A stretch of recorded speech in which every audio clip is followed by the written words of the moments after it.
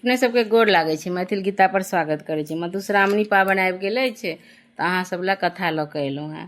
तऽ आइ 12हम दिनके कथा लऽ कऽ एलहुँ हेँ। 12हम दिनमे 3टा पाठ होइ छै। एकटामे अहाँके बाल बसंत अछि, आ दोसरमे चनाइ आर बरसीके, आ तेसरमे गोसाउनीके देह फाटब अइ। तऽ चलू पहिल कथा अहाँ सब लऽ कऽ एलहुँ हेँ। अहाँ सबके लेल लऽ कऽ एलहुँ हेँ बाल बसंतके कथा। तऽ सुनू। एक ब्राह्मण के 7 गोट बेटा छलनि। छोटकी पुतोहु गरीब घरक रहथिन, तेँ हुनकर सासु हुनका नहि मानैत छलथिन आ नीक निकुत खाइ नहि दैत छलथिन। जखन छोटकी पुतोहु गर्भवती भेलखिन तऽ हुनका नीक नीक वस्तु सब खयबाक मोन होबय लगलनि, मुदा सासु सेहनताके कोनो वस्तु खाइ नहि देथिन। एक दिन ओ हारि कऽ अपन स्वामीके कहलनि जे हमरा खीर पूरी खयबाक मोन होइत अछि। हुनकर स्वामी अपना मायके कहलनि जे हम खेत जाइत छी, हमरा लेल आइ खीर पूरी बना कऽ कनिया हाथे पठा देब। माय परम संदेही रहथिन, हुनका भेलनि जे खीर पूरी अपने नहि खाए कनियाके खुआ देते। तेँ तो कनियाके जीभ पर किछु लिख देलनि और कहलनि, जाबत धरि अहाँ खेत पर से घुरि कऽ नहि आयब ताबत धरि जीभ पर लिखल रहबाक चाही। तखन खीर पूरी लऽ कऽ कनिया खेत पर पठौलनि। कनिया खीर पूरी लऽ खेत पर पहुँचली। आधा हुनकर बर खेलखिन और आधा कनियाके खाय लेल कहलनि। कनिया कहलनि, हम कोना खाउ? अहाँके माय हमरा जीभ पर किछु लिख देने छथि, खेलासँ ओ मेटा जाय तऽ ओ बड़ फज्झत करती। पर कहलखिन, खीर पूरीके कतहु नुका कऽ राखि लिअ, जखन माय अहाँके जीभ देख लेती तकर बाद आबि कऽ खा लेब। कनिया एकटा पिपरक गाछक धोधरमे ओहि खीर पूरीके नुका कऽ राखि घर गेली। हुनका सास हुनकर जीभ देखलखिन, तहन कनिया कोनो लाथे खीर पूरी खाय लेल ओहि पिपरक गाछ लग पुनः गेली। तखन कतहु हुनका खीर पूरी गाछक धोधरमे नहि भेटलनि। ओ धोधरमे एक बीहर छलैक, ओहिमे एक नागिन रहैत छलैक। ओ गर्भवती छल। ओ सबटा खीर पूरी खा गेल। कनिया बड़ दुख भेलनि जे एतेक प्रयत्नक बादो खीर पूरी खयबा हुनकर भाग्यमे नहि छलनि। ओ खीर पूरीके चारू कात ताकय लगली और बाजय लगली, आशा भेल निराशा, झाँझर भेल पलाश, जे मोरा खयलनि खीरिया पुरिया, तिनको पुरिहन आस। किछु दिन बाद 2टा बच्चा ओहि नागिनके भेलैक। जाहि बाधमे ब्राह्मणीके खेत छलनि ताहि बाधमे नागिनके 2 पौआ खेलाइत छलै। एक दिन ओहि पौआके चरवाहा सब मारय दौड़लै। पौआ भागि कऽ ब्राह्मणी लग चलि गेल। हुनका बड़ दया लगलनि। ओ झट दऽ ओकरा पथियासँ झाँपि देलनि। चरवाहा सब आबि कनियाके पुछलखिन जे 2टा पौआ साँपक देखलियैक अछि, तऽ ओ उत्तर देलनि जे एम्हर नहि आयल अछि। तखन ओ सब चलि गेल। तखन पथिया उघारि देलखिन, 2 पौआ चलि गेल। घर जाय 2 पौआ अपन मायसँ कहलक जे एकटा ब्राह्मणी हमरा लोकनिके प्राण बचौलक, नहीं तऽ चरवाहा सब खेहारि कऽ हमरा 2 गोटेके मारि दैते। एक पौआके नाम बाल और दोसर के पौआके नाम बसंत रहैक। माय ओकरा कहलक जे ई बात मोन रखिहें, जे तोहर उपकार करौक तकर तोहूँ सब उपकार करिहें। 2 पौआ दोसर दिन पुनः ओहि बाधमे खेलाय गेल। कनिया अपन खेत पथार देखबाक हेतु बाध गेल रहथि। हुनका देख पौआ बाजल, हमरा लोकनिके बासुकी नाकक बेटा छी।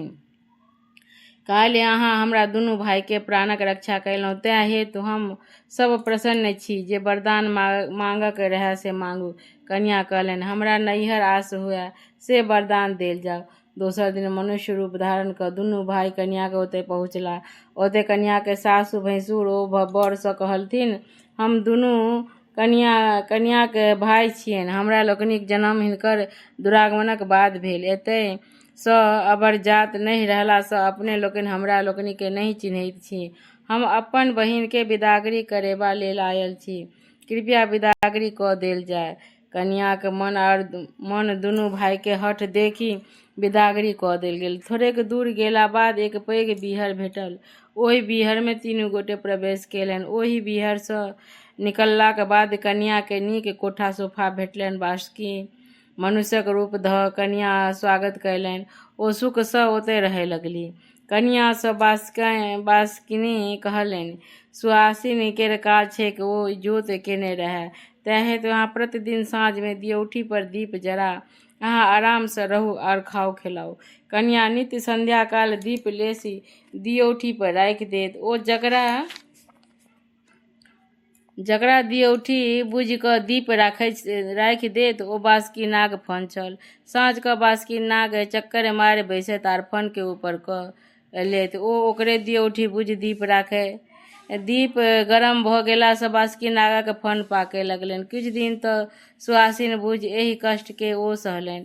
जखन ओ असहाय भऽ गेलनि तऽ ओ बासुकनिसँ कहलनि, ई मनुष्य सब दिन हमर चानिके झरकबैत अछि। सौंसे चानि हमरा फोका भऽ गेल अछि। आब हमरा नहि सहल होइत अछि। हम आब एकरा डसि लेबै। बासुकनि विनती करैत कहलनि, सुआसिनीक सुख साधारण नहि छैक। जखनहि ओकर जन्म होइत छैक तखनहिसँ बापक चानि तपय लगैत छैक। केहन एकर स्वभाव हेतैक, घर बर हेतैक, कोना ई अनचिन्हार संग समय काटत, सासुरमे ई यश देत कि अपजस होयत, एकरा सुख हेतै कि दुख हेतै। सभक चिन्तासँ बेटीके बापक चानि सतत गरम रहैत छैक। एतय अपने एकरा किछु नहि करियौक, नहि तऽ हमरा बड़ असह्य होयत। हम एकरा एतयसँ काल्हि विदा कऽ दैत छियैक। सासुर गेला बाद जे फुराय से करब। दोसर दिन बासुकिनी नुआ लहठी गहना गुड़िया जेना बेटीके विदागरी ओरियान होइत छैक कऽ कनियाँके बाल बसंतक संग विदा कऽ देलनि। जाइत काल बासुकनि कनियाँसँ कहलनि, से सासुरमे राति कऽ सुतय काल ई मंत्र पढ़ि लेल करब, तखन सुतब। दिवदिभा राजा गुहारा मोती मनोत भौरू धारा नाग बढ़त नागिन बढ़त पाँच बहन बिसहारा बढ़त बाल बसंतन भैया बढ़त डाढ़ी खोड़ी मौसी बढ़त असाबरी पीसी बढ़त सोना मोना मामू बढ़त राही शब्द लय सुती कासा शब्द लय उठी होइत प्रात सोना कटोरा में दूध भात खाए सांस सुती प्रात उठी पटोर परी कचोर ओढ़ी ब्रह्मा के देल कोदारे विष्णु छाछल बाट भाग भाग रे कीड़ा मकोड़ा ताही बाटो तैश्वर महादेव परल गरुड़ के ठाठ आस्तिक आस्तिक गरुड़ गरुड़। तो ई अहाँ 3 बेर पढ़ि लेब सुतऽ काल में। बासुकी किछु दिनक बाद ओहि कन्याके डसवा लेल गेला। कन्या सब राति सुतबासँ पहिने बासुकनिके देल मंत्र पढ़ि लैत छल। मंत्र सुनिए कऽ बासुकी नाग डसबाक साहस नहि होनि, ओ घूर कऽ चलि जाइत।